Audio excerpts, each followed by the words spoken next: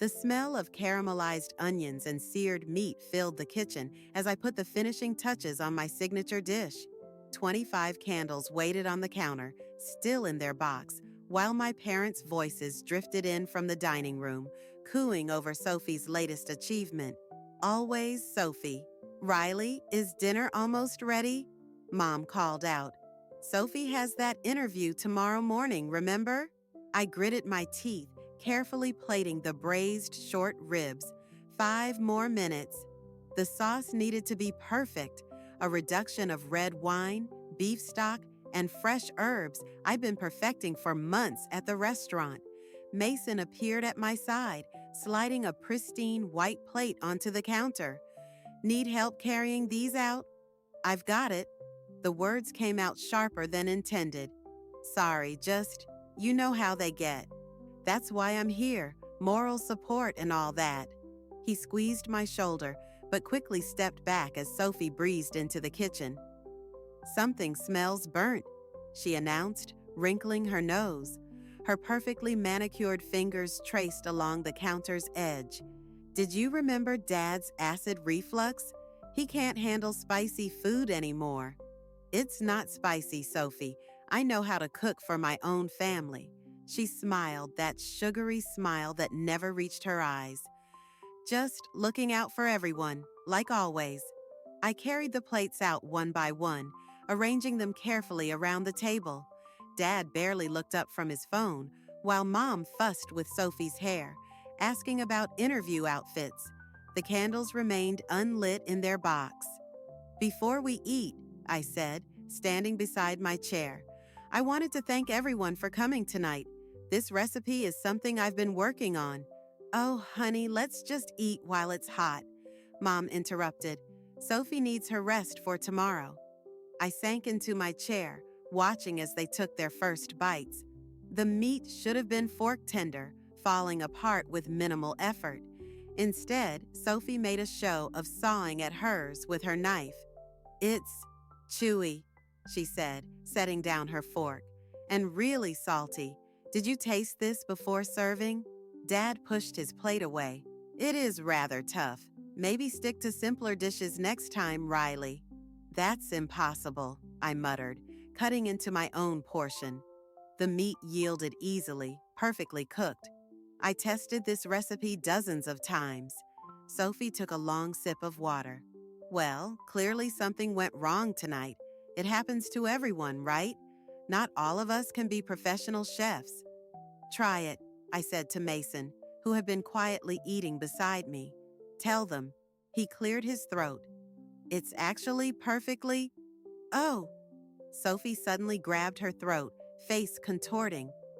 Something's wrong. It burns. Mom jumped up, rushing to Sophie's side as she continued to gasp and cough. What did you put in this, Riley? Nothing. I swear it's just... Call an ambulance, Dad shouted, already dialing his phone. I stood frozen, watching the chaos unfold. Sophie's performance was Oscar-worthy. The trembling hands, the tears streaming down her face. But when our eyes met across the table, I caught the flash of triumph in her expression. Mason's hand found mine under the table. Riley, we should go. No. I yanked my hand away, fury rising like bile in my throat. I want to know what she did to my food. But nobody was listening. They never did. Mom and Dad huddled around Sophie, who had mysteriously recovered enough to scroll through her phone while they debated which emergency room to visit. I walked into the kitchen, past the box of unlit candles, and opened the trash can. There, beneath some paper towels, lay an empty bottle of hot sauce, Sophie's favorite brand, the kind that could make grown men cry. That's when I knew. This wasn't just about ruining my birthday dinner. This was about making sure I never forgot my place in this family. Well, if Sophie wanted to play games, I could play too, and I played to win. Happy birthday to me, I whispered, letting the trash can lid slam shut. The executive chef position at Maison Rouge felt like a lifeline thrown into choppy waters. I stared at the offer letter, my hands trembling slightly as I read it for the 10th time. You earned this, Mason said, leaning against the prep station. Nina recommended you personally. The kitchen bustled around us, line cooks preparing for dinner service. My last shift as sous chef.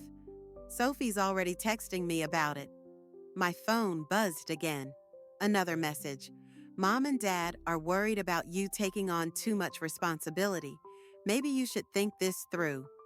Delete it, Mason said, but I was already typing back.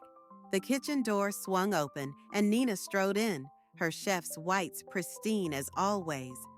Riley, a word? In her office, she didn't sit down. The board approved your promotion unanimously, but there's something else. She paused, studying my face. Your sister called the restaurant today. My stomach clenched. What did she want? She expressed concerns about your stability, mentioned some incident at a family dinner. Of course she had.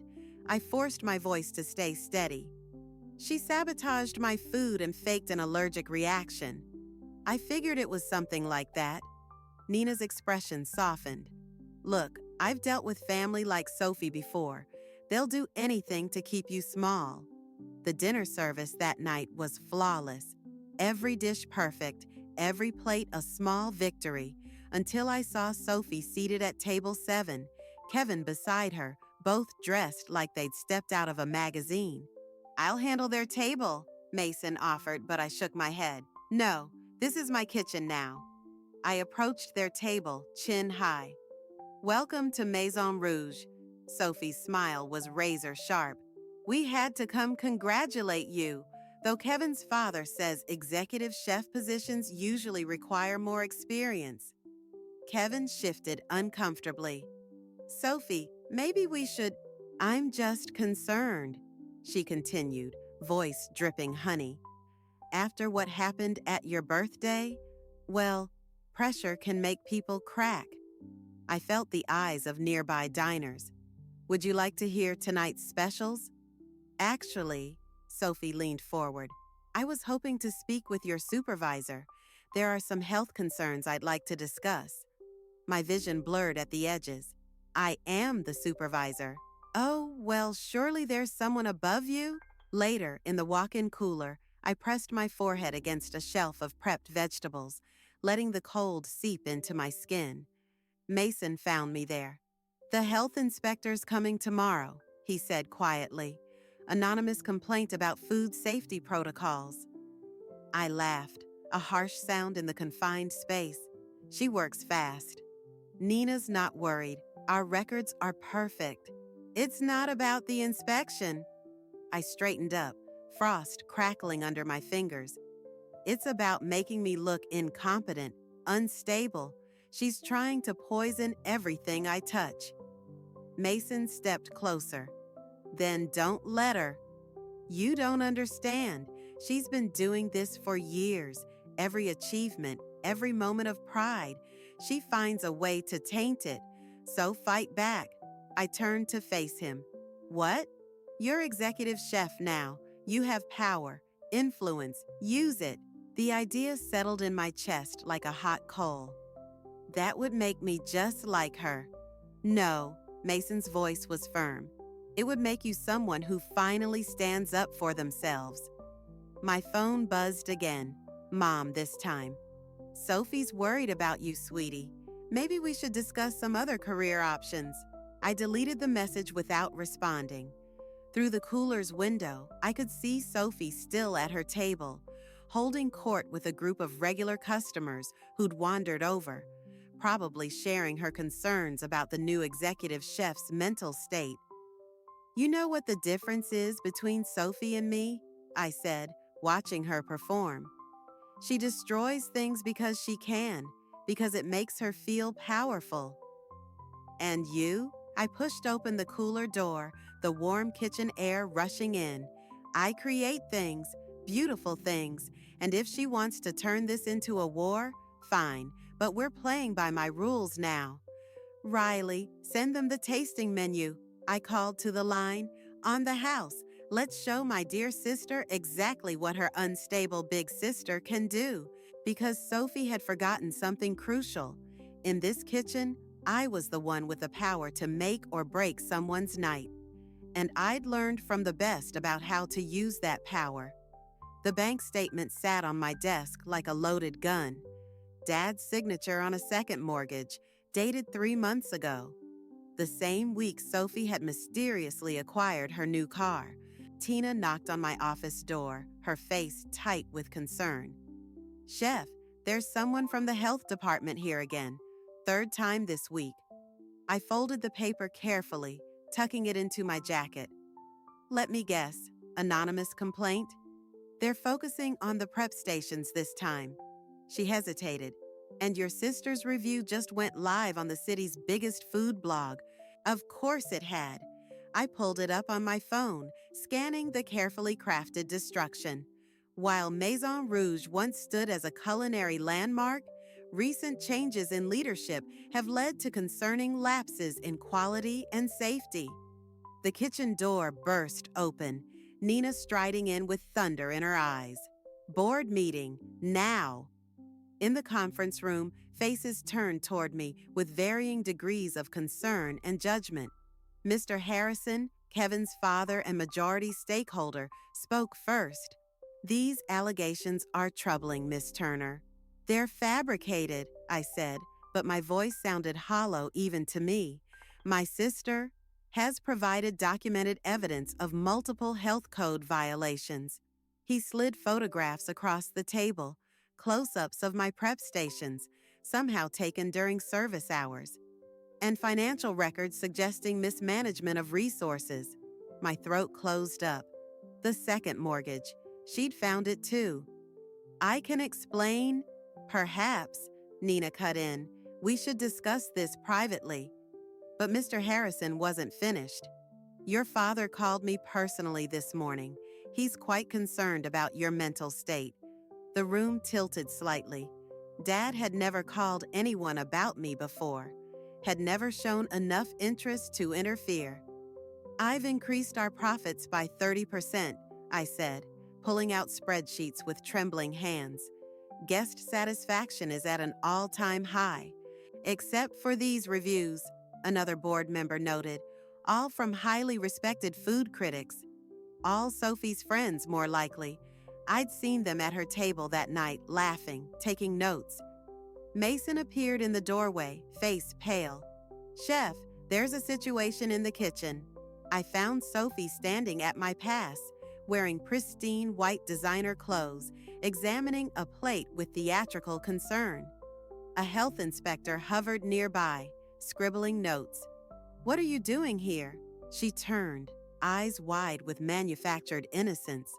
"Daddy asked me to check on you. He's worried sick about the restaurant's finances." Her voice carried across the kitchen. "All those missing inventory reports?" The missing reports I'd found buried in Kevin's desk last week after he'd volunteered to help organize the office. "Get out." "Riley." She stepped closer, lowering her voice. "We're just trying to help. You're clearly overwhelmed. Maybe if you'd listened when we suggested a different career path." I grabbed her arm, pulling her toward the door. She stumbled, catching herself against a prep station. Containers crashed to the floor, sending marinades and sauces spreading across pristine tiles. "Assault!" Sophie shrieked, holding her arm. "She's completely lost control." The health inspector's pen moved faster.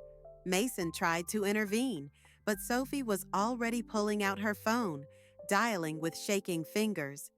"Daddy, she's having another episode. Yes, worse than my birthday. I don't feel safe."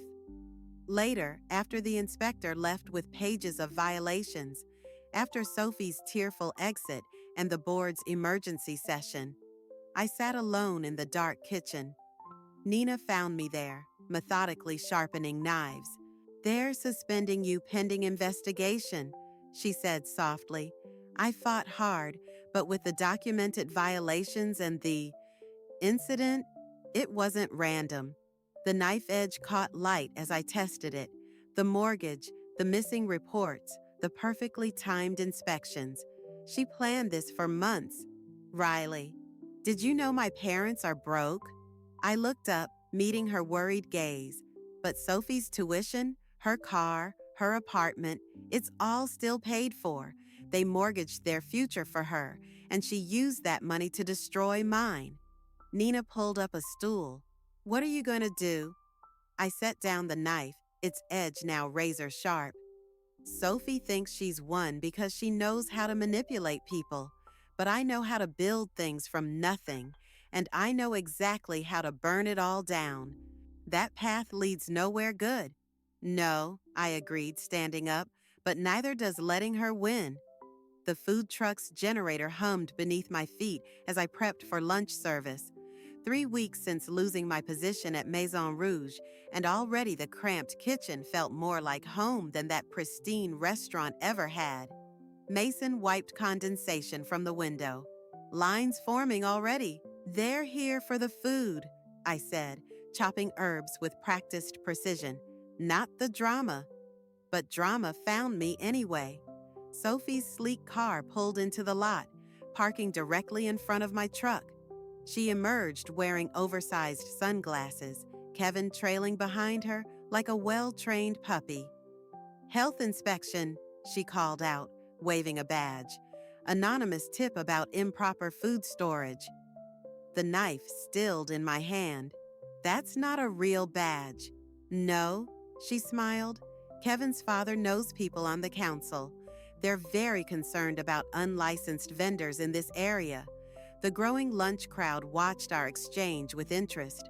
Sophie played to them, raising her voice. We're just worried about public safety.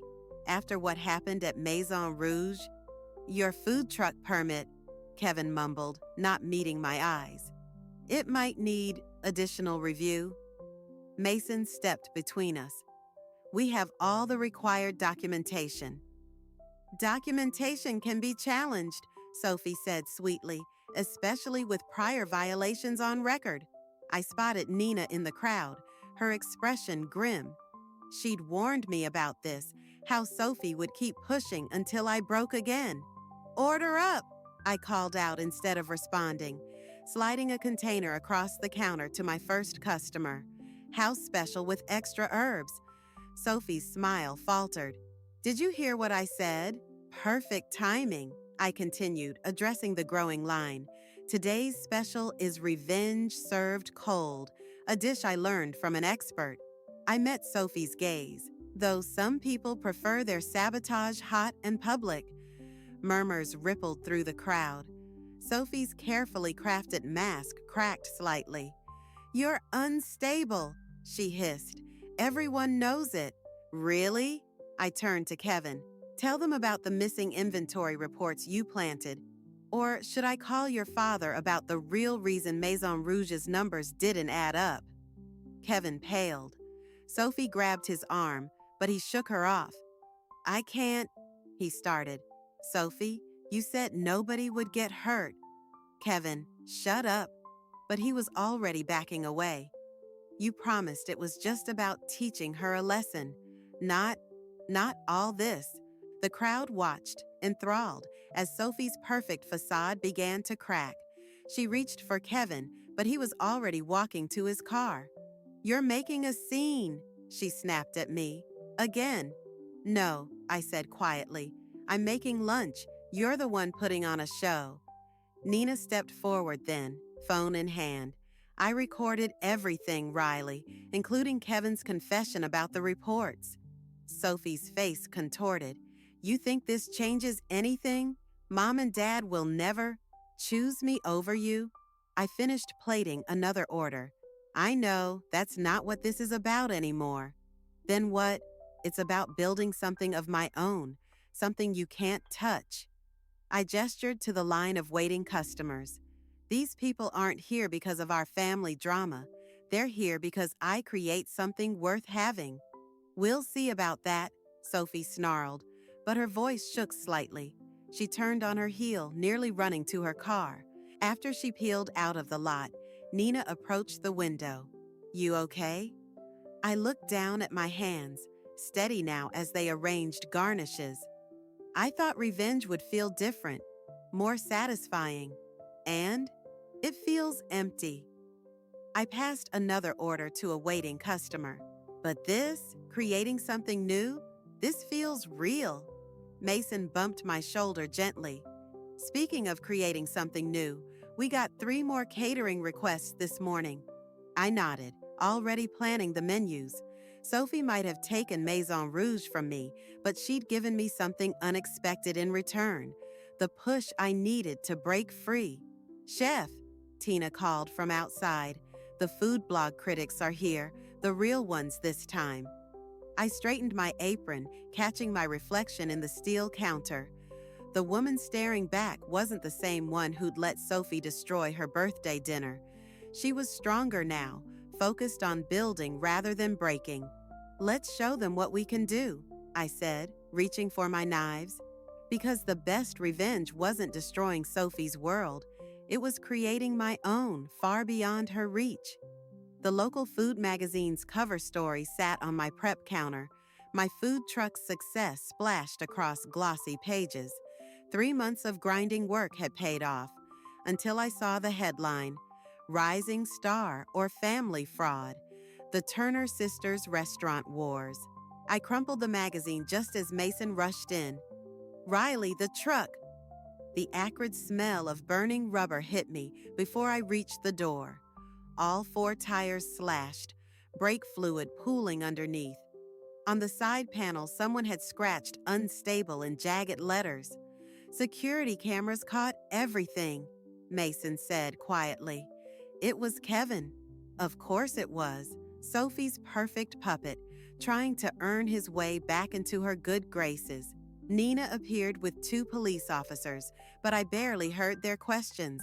My phone buzzed. Mom's number. "Did you see the article?" Her voice trembled. "Sophie's devastated. They quoted you saying terrible things about our family."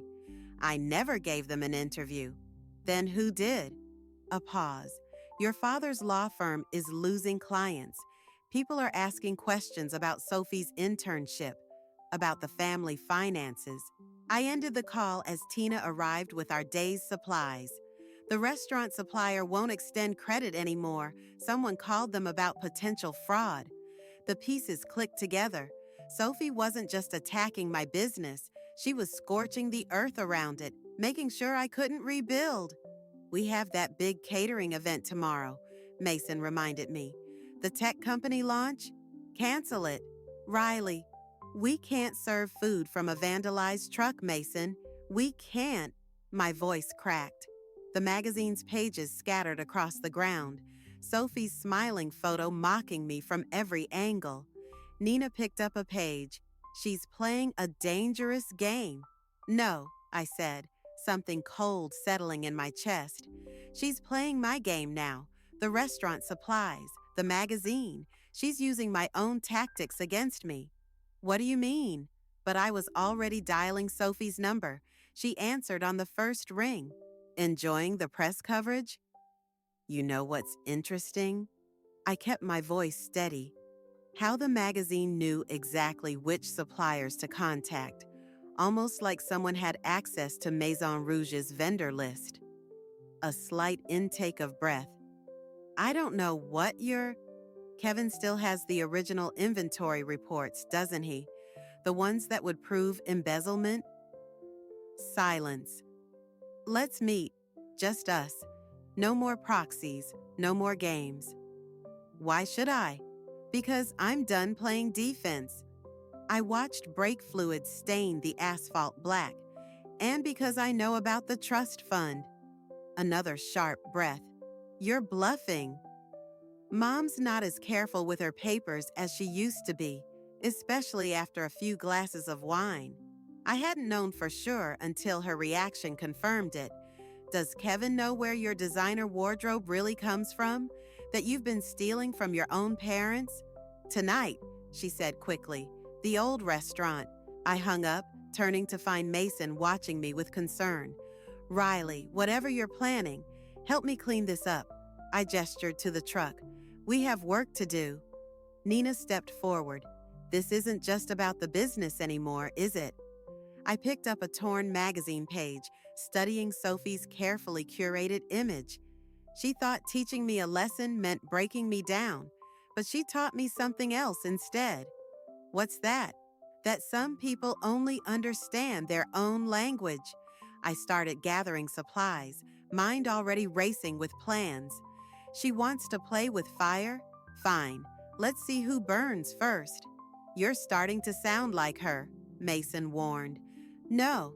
I faced him, feeling calmer than I had in months. I'm starting to sound like someone who's finally stopped being afraid of her own shadow. The setting sun cast long shadows through the truck's windows, turning everything blood red. Tomorrow's catering event would have been my biggest yet, proof that I could build something lasting from nothing. Instead, I had a different kind of proving to do. Nina, I need your help accessing some old Maison Rouge records. Mason, call Kevin. Tell him you have information about Sophie he needs to hear. Tina, start calling our regulars. Tell them we're planning something special. What are you going to do? Nina asked. I pulled out my phone, scrolling through recent photos until I found it. Sophie's signature on Dad's mortgage papers, perfectly forged. I'm going to give my sister exactly what she wants, all the attention she can handle. Maison Rouge's empty dining room felt like a tomb. Moonlight filtered through unwashed windows, casting shadows across tables where I'd once served my creations. Sophie sat at our usual family table, wearing white like she was going to her own funeral. You're late, she said. I placed the folder between us. So are these mortgage payments. Her perfectly manicured fingers didn't quite reach for it. You have no proof I forged anything, don't I? I slid out a document. Dad's signature looks different here than on the original loan, almost like someone practiced it dozens of times. A muscle twitched in her jaw. What do you want? The truth. For once. I leaned forward. Why did you do it? Was ruining my career not enough? Your career? She laughed, a brittle sound. You think this was about your little cooking hobby? Then what? They mortgaged everything for you first. Her voice cracked. Your culinary school, your internships, your equipment. There was nothing left for me. That's not. When I needed tuition, Dad had to take out loans. When I wanted to start my own business, they could barely afford groceries. Her eyes glittered, but Precious Riley needed her dreams funded. The revelation hit like a physical blow. You never said anything. Would you have listened? You were too busy becoming the family's golden child, the one with real talent. Movement caught my eye. Kevin slipping through the kitchen door. Then Mason emerging from the shadows. Nina stepping out from behind a pillar. All according to plan. Sophie noticed too late. What is this? I stood, steady despite my racing heart. The truth, remember? Kevin, show her. He placed a USB drive on the table. The original inventory reports and other things. Sophie's face drained of color. You promised. He promised you, I corrected, just like you promised him love. But it was all manipulation, wasn't it? Riley, Mason warned, but I couldn't stop now. The trust fund transfers, the forged signatures, the fake health inspections, it's all documented. One anonymous tip to the right authorities. Sophie shot to her feet. You wouldn't dare. It would destroy Mom and Dad. Like you destroyed my reputation, my business? That was different. I was protecting yourself, I finished. Always yourself. She lunged for the USB drive, but Kevin snatched it away. I'm sorry, he whispered. I can't keep lying for you. The look she gave him could have frozen hell. After everything I did for you? You mean to him? Nina stepped forward. There's a difference. Sophie's composure cracked completely. You think you've won? That exposing me will fix anything? She pulled out her phone. Mom and Dad are on their way. Let's see who they believe. My stomach dropped. This wasn't part of the plan. What? You're not the only one who can set a trap. Her smile turned vicious. I told them you were having another breakdown, that you'd threaten to expose family secrets unless they came. Headlights swept across the windows. Car doors slammed. Riley, Mason grabbed my arm. We need to go. But I stood frozen as Mom and Dad burst in, their faces masks of concern and disappointment. Sophie, honey, are you okay? Mom rushed to her while Dad blocked my path to the door. What's the meaning of this? He demanded. Sophie's tears flowed perfectly on cue. She's trying to blackmail me, Daddy. Says she'll ruin us all unless... I looked at the folder in my hands, at the evidence that could destroy my sister's carefully constructed world, and realized she'd won again, because using it meant burning down what remained of our family. Riley? Dad's voice hardened. Explain yourself. The truth stuck in my throat like undercooked food. Everything I'd planned, every calculated move, had led to this moment. But looking at their faces, Mom's fear, Dad's anger, Sophie's hidden triumph, I realized the cost was too high. The folder slipped from my fingers, papers scattering across the floor. I'm sorry. I turned and ran, ignoring Mason's calls, Nina's protests, Kevin's guilty expression. Behind me, Sophie's voice rose in perfect victim pitch, spinning a story of her unstable sister's latest attack. Outside, rain had started to fall, washing away the last traces of my revenge, like spilled wine on a white tablecloth. I'd tried to beat Sophie at her own game, only to discover she'd been playing a different one all along, and I'd lost everything in the process. 3 days after I ran from Maison Rouge, Mom showed up at my apartment door, clutching her purse like a shield. Her eyes widened at the sight of boxes stacked behind me. You're leaving? Nina offered me a position at her new restaurant in Seattle. She stepped inside uninvited, scanning the half-packed kitchen. Sophie's in the hospital. The wooden spoon in my hand cracked. Another performance? She tried to... Mom's voice broke. The doctors say it was a cry for help. Everything she does is a cry for help. Riley, please, your father found the trust fund documents. I froze. What? They were scattered across Maison Rouge's floor. He's been up all night going through everything. She pulled out a familiar folder, my evidence against Sophie. He knows about the forgeries, the embezzlement, everything. My phone buzzed. Mason texting about flight details. I ignored it.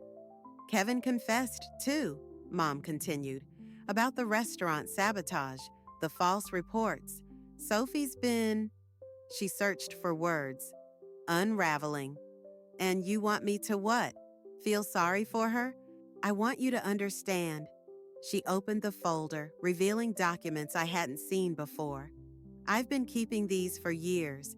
Every withdrawal from your culinary school fund, every loan payment. Sophie was right. We spent everything on your dreams first. The truth hit like scalding oil. So this was my fault? No, sweetheart. It was ours.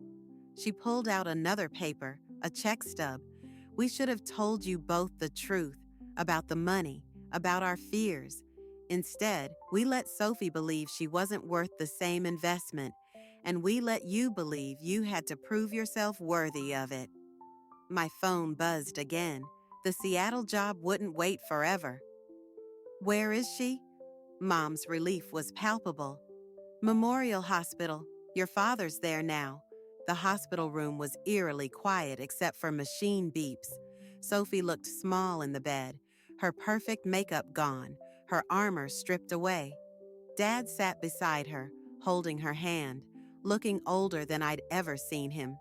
Come to finish what you started? Sophie's voice was raw. You did that yourself. Dad stood, but I waved him back down. It's okay. We need to talk. About what? How you won? She laughed bitterly. Congratulations, you destroyed everything. No, I moved closer. We destroyed everything, both of us. Don't pretend we're the same, aren't we? You forged signatures because you felt cheated. I built a food truck because I felt invisible. We both wanted to prove something. I never wanted to hurt anyone, neither did I, but here we are. She turned away. Just go to Seattle. Leave us to clean up your mess. Our mess, I corrected. And I'm not going anywhere. That got her attention. What? I pulled out my phone, showing her the message I just sent Nina. I have to pass. Family emergency. You're making a mistake, Sophie whispered. Probably, but I'm done running from difficult recipes. Dad cleared his throat. Riley, the restaurant board called. With Kevin's confession and the evidence of Sophie's involvement, I don't want my job back. I met Sophie's startled gaze. I want to start fresh, build something new. Why? Because we're both better than this version of ourselves. I reached for her hand, feeling it tremble in mine. And because someone needs to show you there's more to life than being perfect. I don't know how, she admitted, voice barely audible. Neither do I, but I know how to create something from nothing, how to take raw ingredients and make them work together. I squeezed her hand. Maybe we start there. Mom appeared in the doorway, carrying 2 cups of coffee. She stopped, taking in the scene. Her daughters holding hands, her husband wiping tears, the broken pieces of our family slowly shifting into a new configuration. The doctors want to discuss treatment options, she said softly. Sophie's hand tightened on mine. Will you stay? The question held more than just its surface meaning. Stay for the discussion. Stay in town. Stay and face the mess we'd made together. Yes, I said, pulling up a chair. I'll stay. Because sometimes the best recipes come from salvaging what's burned, from transforming bitter ingredients into something unexpectedly sweet. And sometimes revenge isn't about destroying your enemy. It's about refusing to let them destroy themselves. The new restaurant's kitchen gleamed under fresh lights, everything in its place. I adjusted the frame holding my first review, not from a critic, but a simple social media post about my food truck's final day. The comments section overflowed with customers asking when Turner and Sister would open. These portions are wrong. Sophie's voice carried from the prep station. The recipe says, sometimes you have to trust your instincts, I called back. Not everything follows a perfect formula. She appeared in my office doorway, chef's whites still pristine despite hours of prep work. The investors are arriving in an hour. I know. And you're not worried? I smiled, remembering similar conversations from months of therapy sessions and cooking lessons. About the food? Never. The dining room slowly filled with familiar faces. Nina sat with Mason, their heads bent over wine selections. Kevin had declined his invitation, but sent a letter Sophie kept in her apron pocket. Mom and Dad arrived last, holding hands like nervous teenagers. Ladies and gentlemen, I addressed the room. Tonight's menu tells a story. Each dish represents a moment of transformation. Sophie stepped forward, her voice steady. We begin with a dual amuse-bouche, one bitter, one sweet. Together, they create something unexpected. The evening flowed like perfectly timed courses. Between service, I caught glimpses of my sister actually smiling, explaining to guests how she'd adapted my recipes to include her own touches. Mom wiped tears when she tasted our grandmother's updated soup recipe. Dad actually put down his phone. During dessert, Nina pulled me aside. Seattle's opening another location. Are you offering me a job again? No, she smiled. I'm offering you a partnership, both of you. I watched Sophie carefully plating chocolate work, her focus absolute. We're not ready. You are, But that's not why I'm here. She handed me an envelope. Your mother asked me to give you this. Said she's been adding to it since your first cooking class. Inside, I found years of receipts, notes, and photographs. Mom had documented everything: my culinary school applications, competition wins, even food truck permits. She'd been watching, supporting from the shadows, too afraid of disrupting the family's fragile balance to show it. Riley, Sophie called out. The final course. I tucked the envelope away. Coming, we presented the last dish together, a deconstructed version of that fateful birthday dinner. But this time, the heat came from carefully balanced spices, not hidden sabotage. It's perfect, Mom whispered, and for once, she was looking at both of us. Later, after the guests left and the kitchen was cleaned, Sophie and I sat at the bar, sharing the last slice of cake. I found another one of your old recipe notebooks, she said quietly. From before, everything. And you wrote about teaching me to cook someday, about us working together. She pushed the plate away. I ruined that dream for you. No, I turned to face her. You just took a different path to get there. Why did you give me another chance? Because revenge wasn't making me a better chef or a better person. I stood, gathering our plates. And because some ingredients need time to develop their full flavor. She followed me to the kitchen, where tomorrow's prep lists waited. The critics will compare us, try to pit us against each other again. Let them. I handed her a pen. We know the real recipe now. As we worked on the next day's menu, I thought about Nina's offer, Mom's secret support, the long road of healing ahead. Success wouldn't erase the past, but maybe it could help write a different future. Riley? Sophie's voice was hesitant. Thank you for not giving up on me. I looked at my sister, really looked at her, and saw something new. Not the perfect daughter or the manipulative antagonist, but someone as complex as the dishes we created together. Someone worth the time and effort to understand. That's what family does, I said, and meant it. Now, about those portions. She rolled her eyes, but she was smiling. And somewhere between the prep lists and tomorrow's specials, I realized that the best revenge hadn't been destroying Sophie's world or even building my own. It had been finding a way to create something new together, something neither of us could have made alone.